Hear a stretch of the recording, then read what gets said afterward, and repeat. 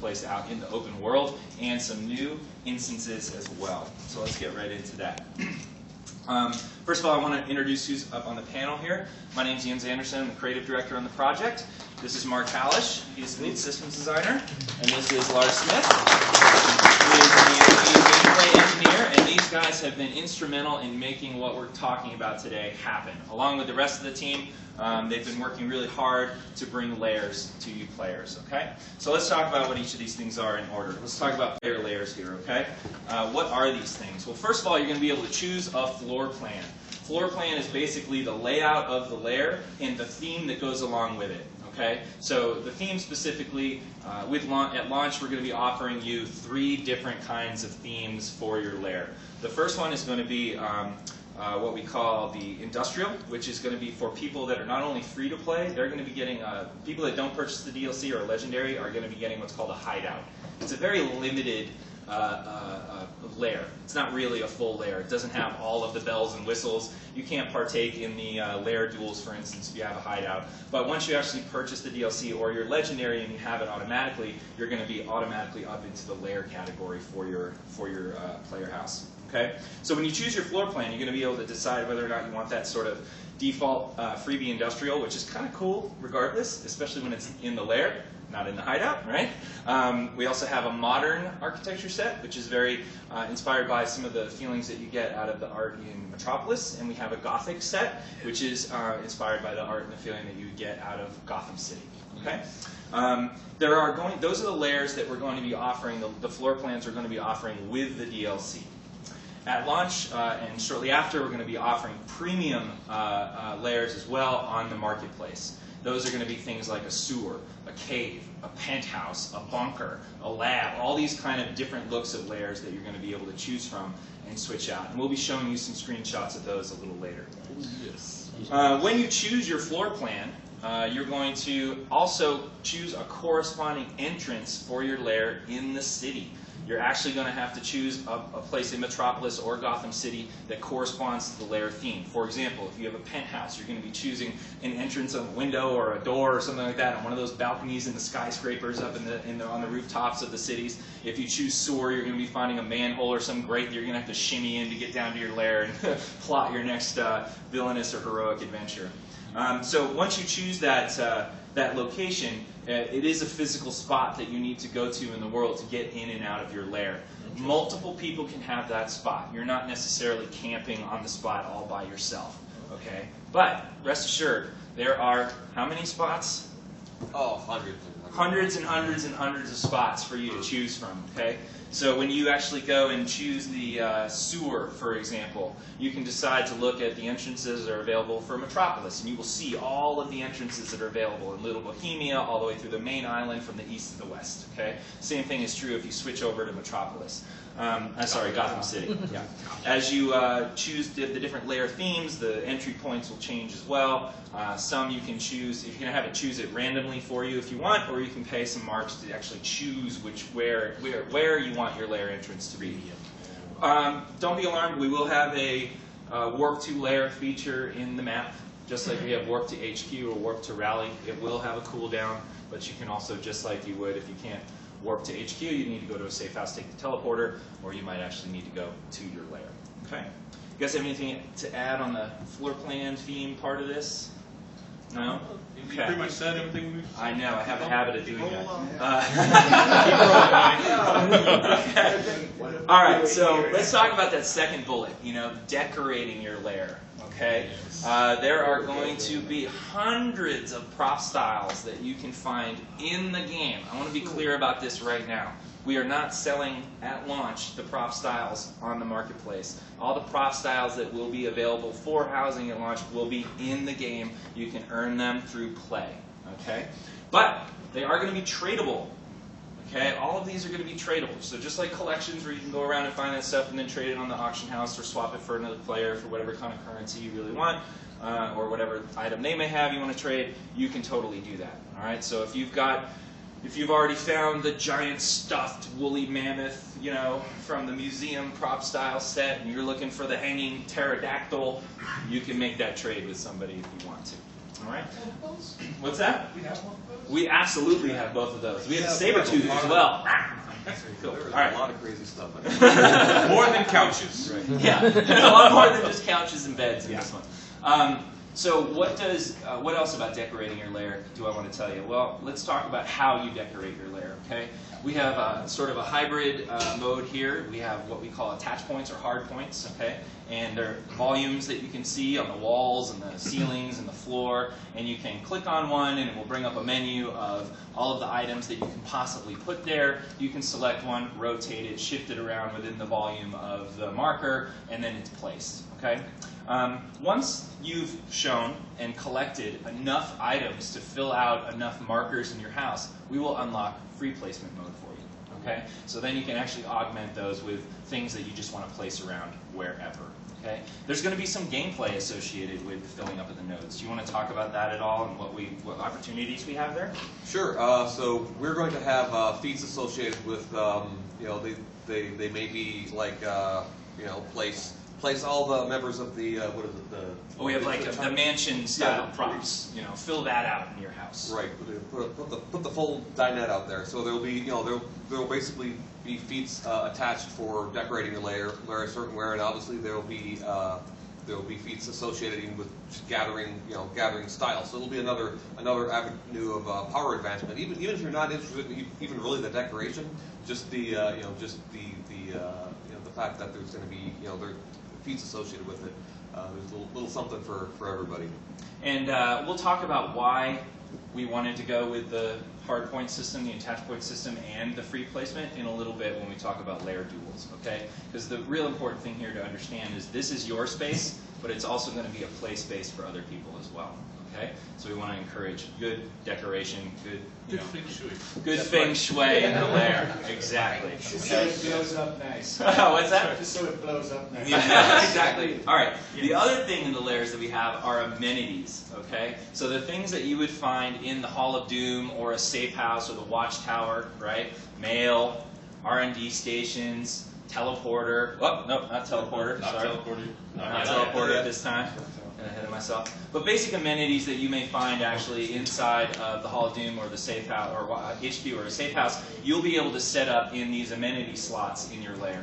Amenities are attached to the generator. The generator of your lair is basically what powers everything, including your mainframe and your the amenities that you have in here. So the more power you have in your generator, and the more you upkeep that, the more amenities that you can have running at any given time. All right. Hideouts have way fewer amenities than lairs do. That's what makes the difference between a hideout and a lair. Just way more options. Yeah. Are there themed generators so sorcery characters can have a magic battery as opposed to the big tech character? That's a great question. Well, kind of. We have amenities per theme.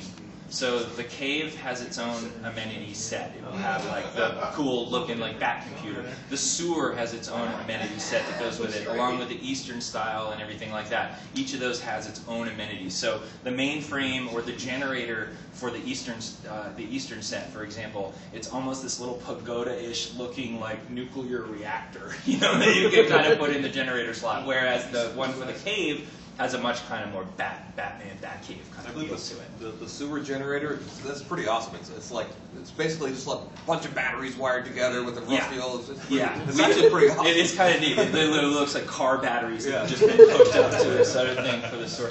So we do have themes like that, but I will tell you there isn't anything that's specifically like mystical font of energy coming up out of it. It is a physical thing, and you know.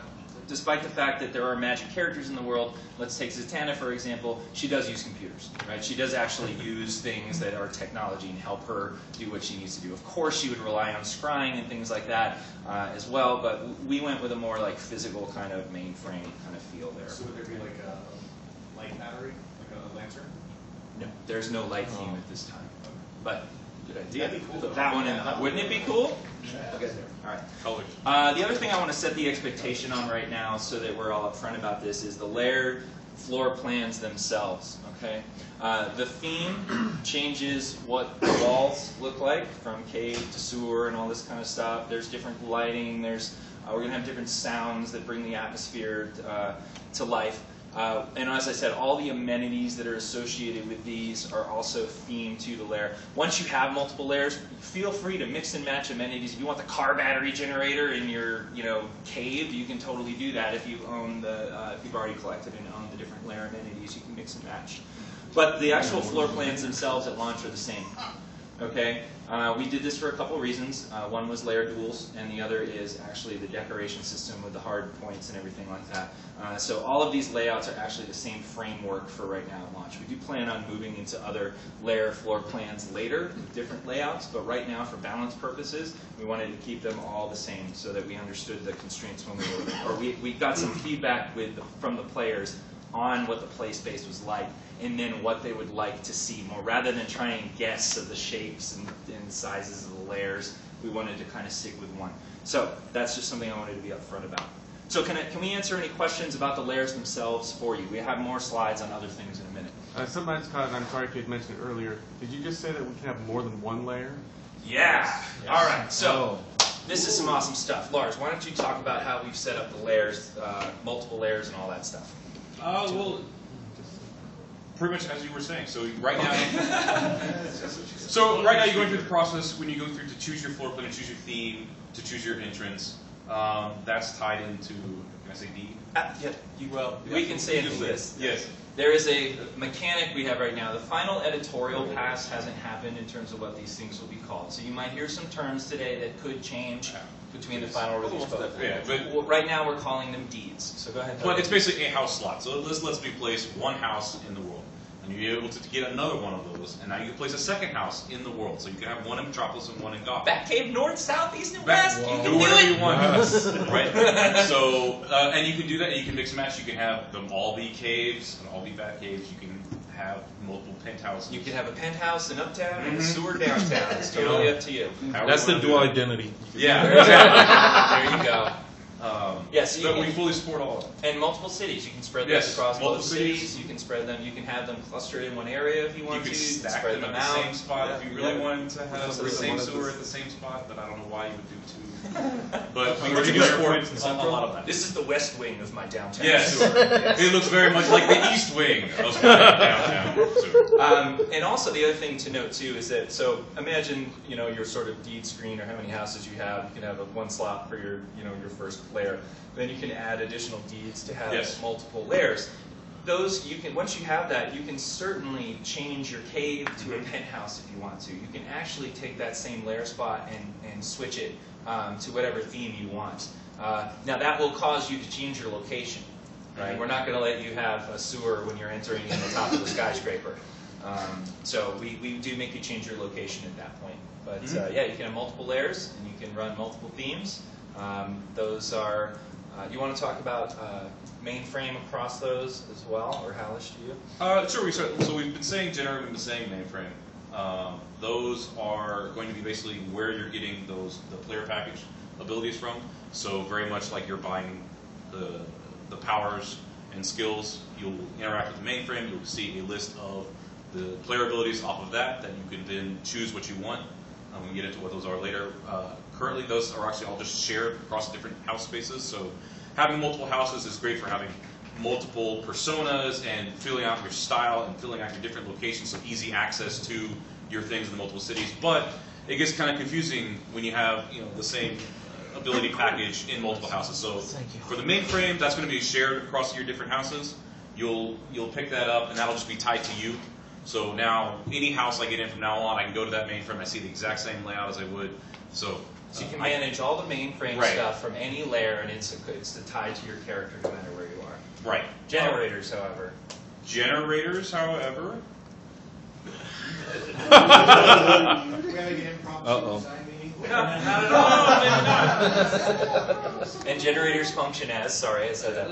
Right. So generators function as the power feeding into the mainframe. So you have to higher up on the mainframe requires more power running in your generator, requires more power across the board. So you can get a kind of a feedback system where I want to be running at my top tier abilities, my top tier stuff. I've got to have the power to run. I've got to pay the bills, right? So I've got to feed into that the generator side of the system, get the power up and running, feed into my mainframe, and sort of the cycle through there. And are those across, or are they individually for the layer, is what I was trying to ask.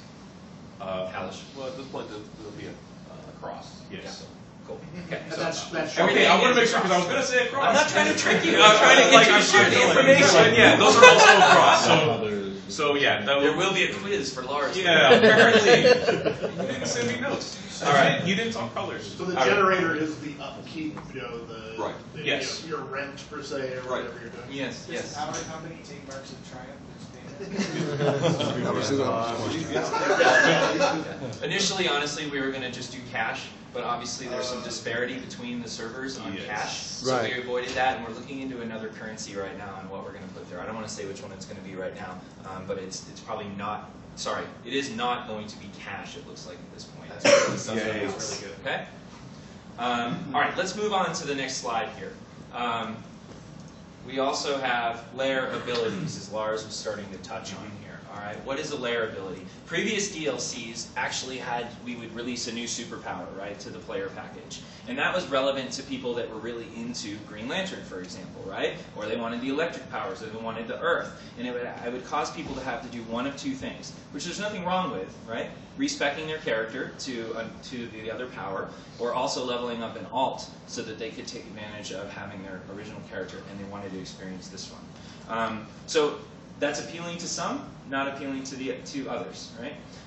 We also had weapons coming into the game. The shield came in. Same thing happens. While you don't have to necessarily respect for that, right, because you can have multiple weapons, some people may or may not want to be dealing with a melee-centric power. They might want something that's ranged only. The great thing about the layers and the mainframe abilities is that they apply to actually everyone across the game. It doesn't matter. They're movement mode, weapon, and power agnostic. They're faction agnostic. They don't really care about what your character composition is right now. They just want to add to it, right? They don't want to make you change or split your focus. It just adds to it. So we're really excited about this addition to the player packages with the mainframe here. So basically what you're going to do is you're going to upgrade your mainframe, okay? There's 4 tracks that you can go on. 2 of them have to do with allies. Let's talk about that in a minute. Anyone have an idea what that might be about? League mates and World War II. World War II. What? No. Superman actually Side. damages something when he punches it? Needler? Anyone? What? No? Allies? I heard the right answer. You did? Yeah. From who? John. Oh, John, what is it? I was guessing sidekick. Yeah, something along the lines of sidekicks, maybe some henchmen or something. Minions. All right, so there's a couple of power trees that you can upgrade in the mainframe that will allow you to have allies being called into the game. Okay. We also have another one. Who's familiar with Brother Eye? All right, so Batman's satellite, spy satellite in the sky, right? He can coordinate with it, gives him information. You're going to be able to have your own one of those as well, thanks to the layer. You'll be able to call in supply drops, call in like orbital strikes, things like that. So there's things that have to do with your technology as well, right, or your resources there that will actually allow you to wield them in combat or use them as support powers. Maybe you can drop in like a supply drop, healing or something like that, right? You want to talk a little bit about some of the things we're doing there? Yeah, so we Jens was talking about orbital strikes and supply drops. That's pretty much your own Brother Eye in the sky, right? So it's like you're literally like calling in a big kind of orbital strike against whoever happens to be unfortunate enough to be there. Woe be to that Woe villain be to in that front of you. person. And then likewise the supply drops. The allies we've talked about, those are pretty cool. So basically. So we have characters like Two-Face and Joker. If you've ever played Legends, they're like calling up their posse. You'll be able to do that with You like that one? the name is TBD. We were calling them sidekicks and henchmen, but there's we've changed negatives now. there with those. Yeah. So we're But calling actually, let me talk about that really quick, if you don't Sure. mind. The reason we didn't want to go with sidekicks and henchmen as terms right now is because of the connotations they have. Some people actually have trouble thinking of a villain with a sidekick. It's really kind of a heroic term. I put Joker and Harley up there, so it's there, but it is definitely something that's ingrained that might not feel heroic or feel villainous. Likewise with henchmen. Usually that's sort of a gang thing you see with like people like Mr. Freeze or Two-Face or Penguin or something like that. It doesn't always fit into the heroic side of things. So we're trying to remove some of the terms that might make that feel lopsided toward one or the other and allow both sides to have those kind of things. Right. So we're tentatively calling them allies and followers, but we're probably not going to call them that either, because there's some problems with, because we're already calling other people in your group allies. So probably won't call them that either. Like we Anyway, said up front, editorial issues aside, so you have you can call them your posse. If that's calling your posse, then I guess what we were calling sidekicks and now calling ally would be more like calling a pinch hitter. So these guys will be like essentially calling in your own personal. Well, depending on the level of this guy, right? So on one end you might get more of a Robin guy, and then if you're like maxed up on the tree, it's more like a Nightwing. So basically, this guy will. They progress. Yeah, they have progression. They'll have different weapons that they can potentially use based on what you're using, and you'll also at the higher levels be able to have them be a role. So you can literally be like, I need a controller, and bang, here it comes, or healer, tank, whatever. So they're pretty cool. Now, one thing I want to say about these, we're calling, another reason we didn't want to call them sidekick is because that really does denote kind of a permanent presence for them alongside you. As you know, that would cause a lot of problems in certain raid situations if everybody's calling up their henchmen and their sidekick and all this kind of stuff, right? We have perf issues that we have to deal with here. It's a reality for us. So these are more fire and forget kind of abilities, okay? Typically when you get pets in our game, they're like one bone guys that kind of follow you around and float around. The other thing too is that we want to make sure, we have a lot of flyers in our game, right? And somebody might not want necessarily one type of sidekick that has a movement mode that's counter to what they are, and it's hard for them to keep up with you and stuff like that. So these are more fire and forget, like kind of nuclear strikes, like he says, like kind of like pinch hitters. Your sidekick will come in for a little while, he'll do a flurry of whatever it is you're asking him to kind of come in and do, depending on the communicator you use to call him in, right? These aren't tray abilities on your powers. They will not mess with your rotation for fire or ice or nature or anything like that. These are actually communicators that you'll be using to contact the satellite, to contact your follower or your ally, right? And then they will come in and do their thing. So these are more like trinkets that you get to load out on the utility belt. All right, and they come in, they do their thing, and then they resolve, much like the legend characters guys do as well. They will eventually go away. Okay, so that's an important distinction I wanted to make.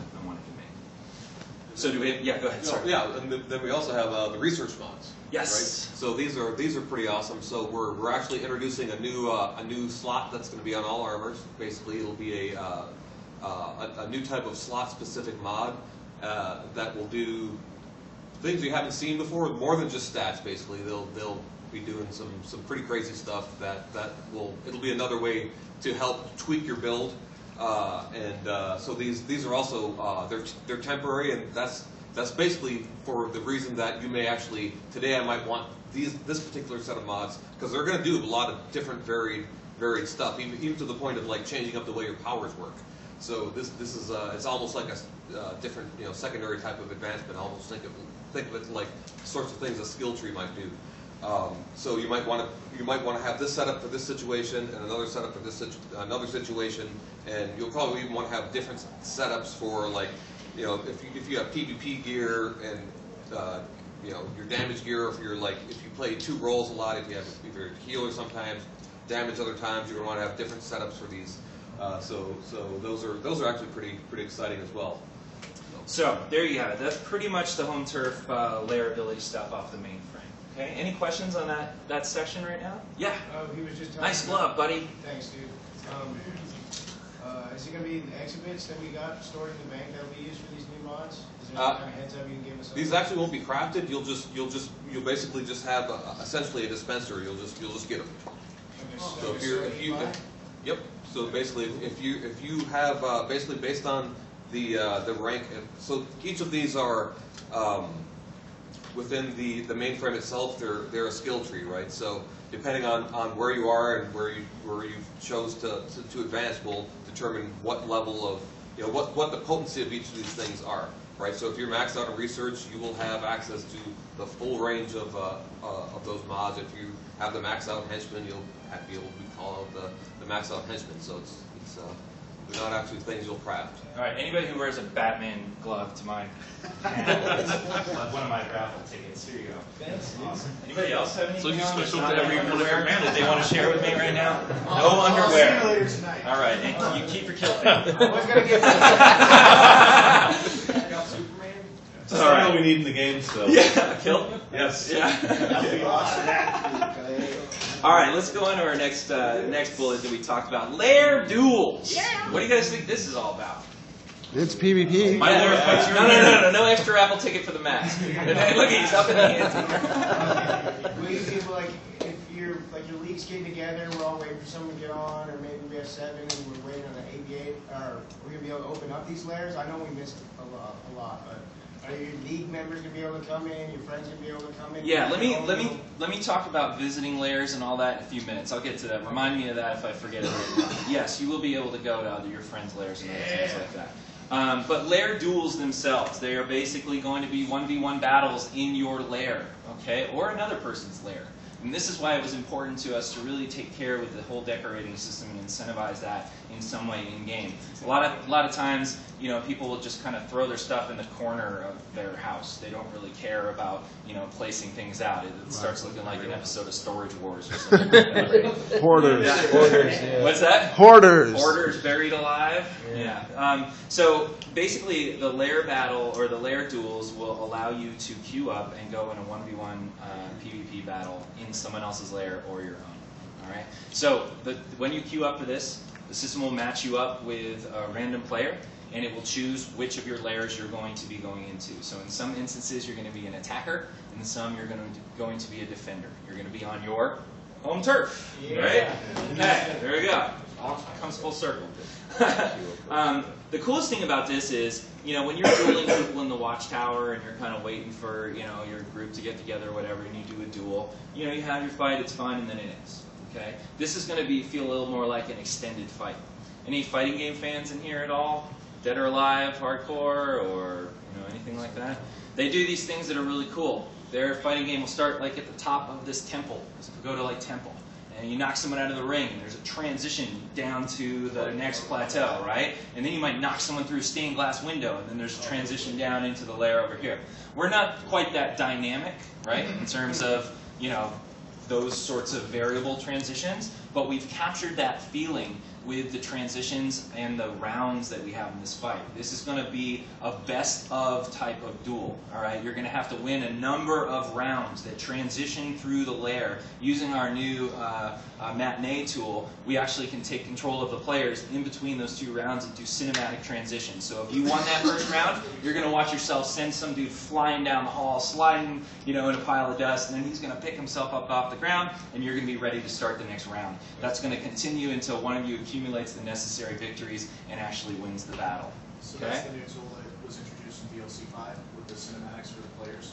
Yeah, actually it wasn't, we used it heavily in DLC 5 for those intros, but it was actually, came online before that. We were making updates to certain challenge modes, like you'll notice Parasite, Poison Ivy.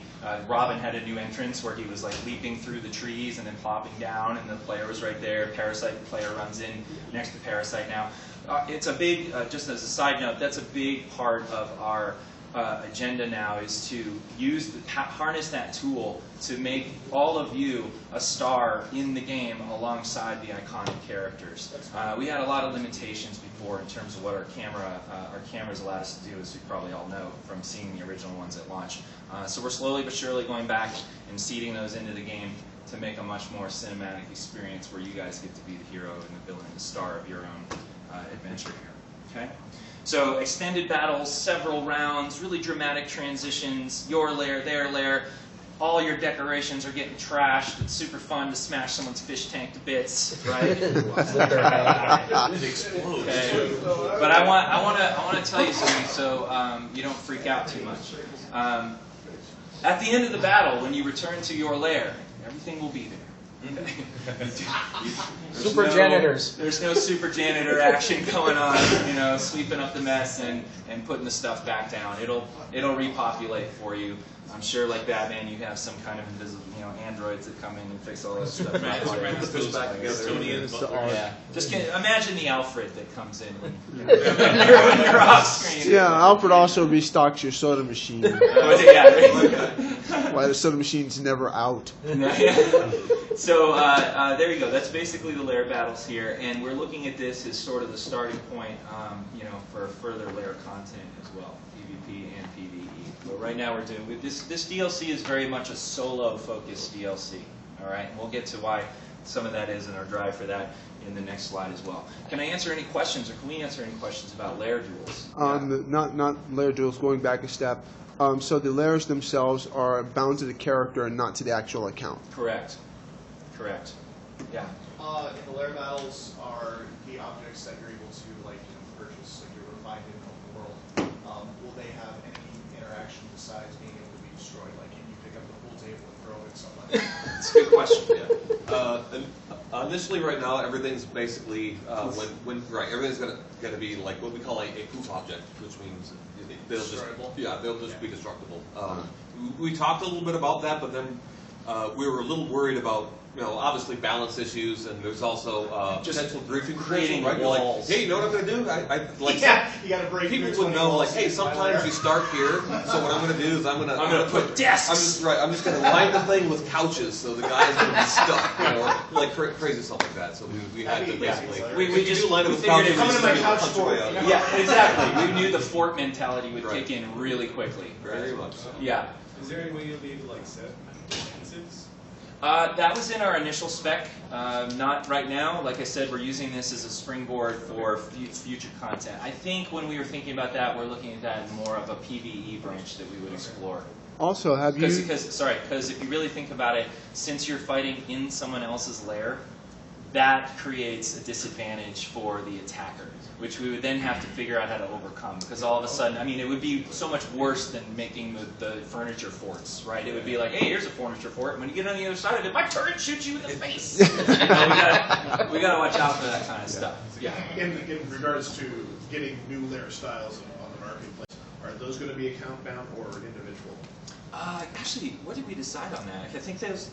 I can't remember. I think those were account bound. Usually those were account bound. The deeds that open up the slots on the character are character bound.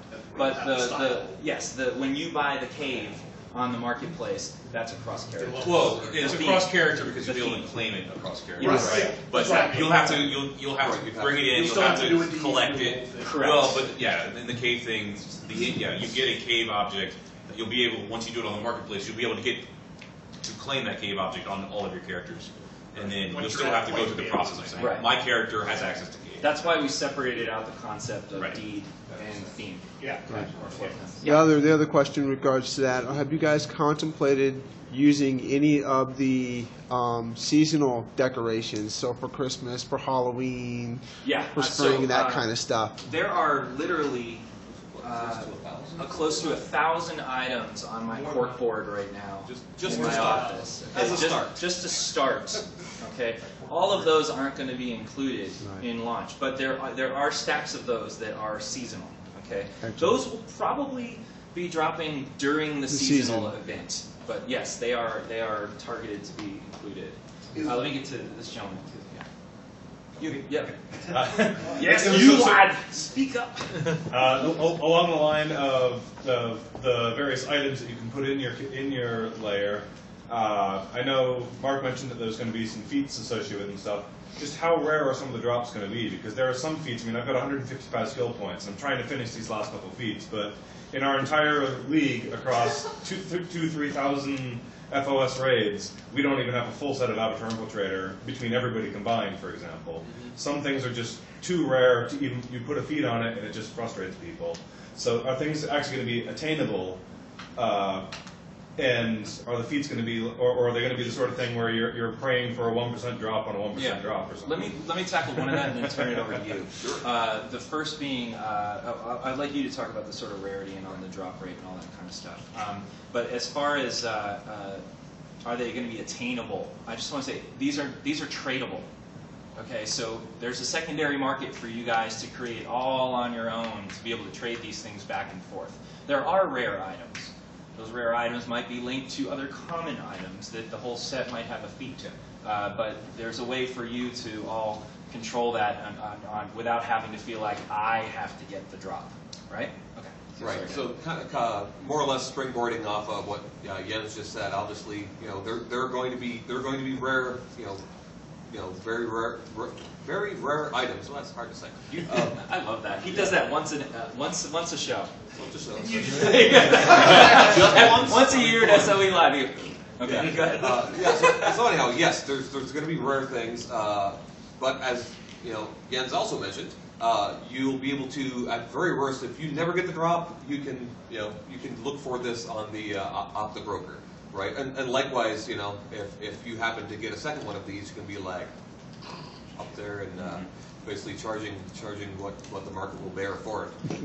As far as the feats themselves, obviously we're gonna put in a range of stuff, right? That's what we usually do. There's going to be the relatively easy to do complete feats, and there's going to be the more difficult ones. Those are your 50 pointers. So I mean, there's going to be the range that you can't finish. Yeah. Well, I mean, these are things, like I said, start threads, send us feedback, write angry emails. No. Yes. No, don't do that. Happy emails. All right. Happy emails. I'm going to press on really quick, and when we have time at the end for a few more questions, we did get a little bit of a late start here, and I got to get to this last slide. So, the last pillar we had talked about, home turf content. Okay? All right. So what is it? What's it going to be? Iconic locations. How many of you have been to Strikers Island? How many of you feel like Strikers Island doesn't feel like Strikers Island with a bunch of Toyman content on it? Me neither. Okay, so that content got moved. It's still available to you. You can queue for it. There is a version of Strikers Island that's a lot like Central City with kind of white borders around it. You can go do the Toyman content to your heart's content with other people in there. All right.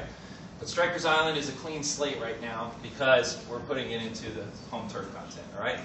Arkham Asylum, Ace Chemicals. They at launch they had a spattering of NPCs that reflected the stuff that was going on inside. With Tio Maro and Ace, and with Scarecrow as Mr. Freeze and Poison Ivy and Arkham Asylum. Right. But there was no content there. Right. There's a bunch of dudes walking around. There's no purpose to it. Okay. So we've changed that. We have given it purpose. All right. There are new missions at each of these locations that have to do with the storylines that are going on inside of the iconic locations, and DLC 6 Home Turf actually pushes those stories to the next level with a cool narrative between Steel and Tio Maro. Okay. Those two are kind of battling it out, and we can explain that in a minute. So what you're going to see, you're going to go to Arkham Asylum, Strikers Island, Ace Chemicals, and Steelworks, which previously had no content in it except for Starfire, right, running around in there. It has content. Steel has a presence in Metropolis now in the open world, which is really cool. All right. So all of these areas have different storylines you can explore, different content that you can do. Again, it's solo content, but it's open world. Right? There's daily missions that you can do. This is the kind of thing that's going to allow you to go out and have an activity while you're waiting for your queue to pop, or you're waiting for your group to get together. You don't have to be afraid about going and starting a piece of content that's in an instance and you're going to lose your progress on it. Okay? You're going to be able to just go out into the open world and be doing some activities that you can pick up and leave at a moment's notice and come back to. All right? And with our queuing system, it's cool. It'll put you right back to where you started, and you can pick up right where you left off. That's not true if you're in a challenge mode. It doesn't put you back into the challenge mode where you left off, right? It puts you outside of it. So that was a really important thing for us. So 2 open world missions out of 20 possible in that area. There's also bounties for the opposing faction. So each area is linked to hero and villain. Okay, so Arkham Asylum is a villain area. Ace Chemicals is for heroes. Okay. Strikers Island is for villains, Steelworks is for heroes. The primary content with the daily missions is faction. What's that? Flip that. Oh, sorry. Did I get that backwards? Still works with villains. Gotcha. Strikers heroes. Okay, gotcha. Sorry about that. Anyway, okay, so you'll be able to do those missions, but the opposing faction will have some bounties in those areas that they need to do. So there will be a little mixing up of PvP as there's a little cross-pollination between those areas, but primarily they're faction-based. Okay. Each of those areas also has an unlockable instance for you. Okay, once you complete that daily, you'll go into the instance and partake in a solo boss fight. You're going to be fighting different iconic characters. There's a lot of randomness involved in these fights, and a lot of tactics, a lot of player choice, and things to sort of discover in the fights and like that. But you'll be going inside Arkham Asylum, all right, and fighting in there. You'll be going inside Stryker's Island in one of the cell blocks in there, having an adventure. Ace Chemicals you'll be going into as well, and we also built the interior of the Steelworks. So there's actually a room in the Steelworks, and you'll be going in there for the first time and fighting John Henry Irons as Steel alongside Tio Morrow. Nice. So that's it. That's home turf in a nutshell.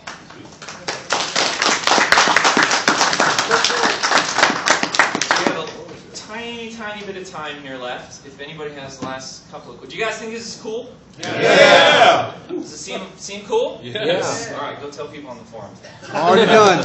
No, seriously, go tell people on the forums. Already done. All right, there you go. There you go. No, there's a lot of misconception of the high-level post in terms of what this is, and you guys are now the information holders on exactly what this DLC has to offer. Okay, and it does have a lot to offer. This is just really about what we've talked about right now is the overall structure of this DLC. We haven't even gotten into the specifics of how many items, how many items there are for your lair, what styles those are, the different types of weapons and style appearances that you're going to get, the collections that are available as well. So much more have to, and I don't know. And now the way to add the next. There's no.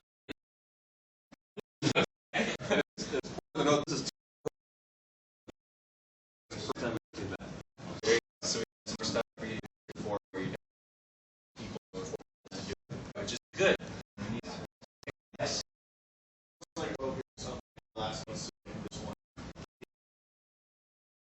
Setting mechanics in place for more like high end or like more PvP content based off of. You got it. In a good way. Yeah. The new content is great, which is on there. A couple things there's been asking for a year. Save respects, save hostage. Interesting. Keynote to me. Okay, see that's what I'm wondering about. It's been the years since What?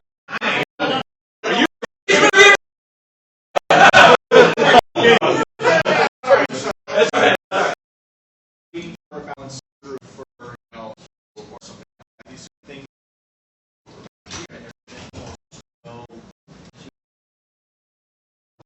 looking at doing this, are we not looking at doing this? You know, It's hard for us sometimes to engage in that. Right? It's tough. And look, we love what we do, and we are a customer service based product. Entertainment as our entertainment for the money.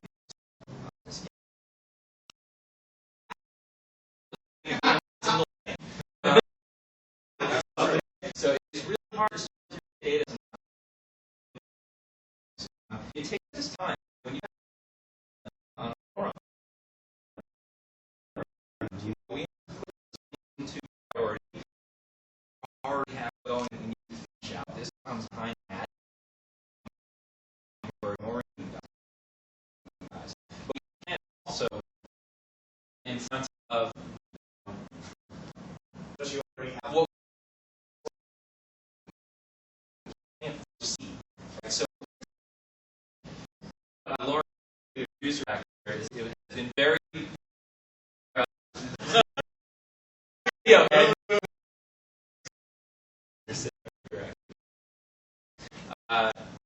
Been very more of a year to come in the 19th. And I think it will show that they're listening and you'll understand, right, perfect is being made right now because it is an DLC5 operations, other 8-man content, other types of 4-man content. It's important not that we want to replace your agents with operations. We have options as a team to deliver you. Right? There are bottlenecks that occur. We try to do Fortress Solitude Raid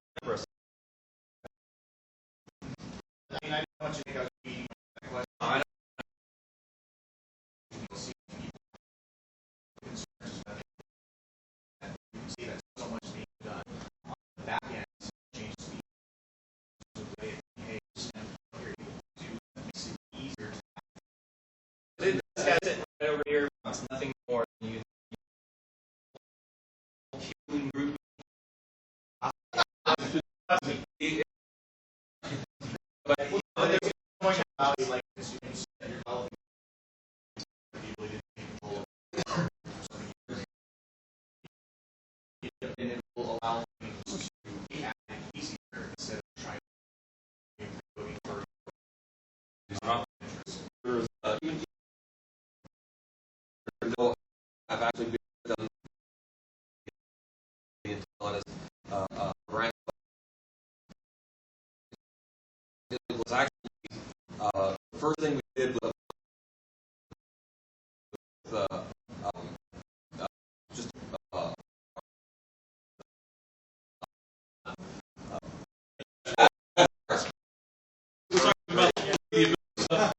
if you do create things that I can just here's how you launch system.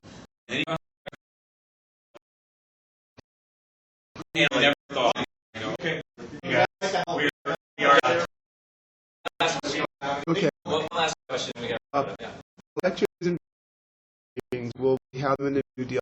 There are. There absolutely. It's a question of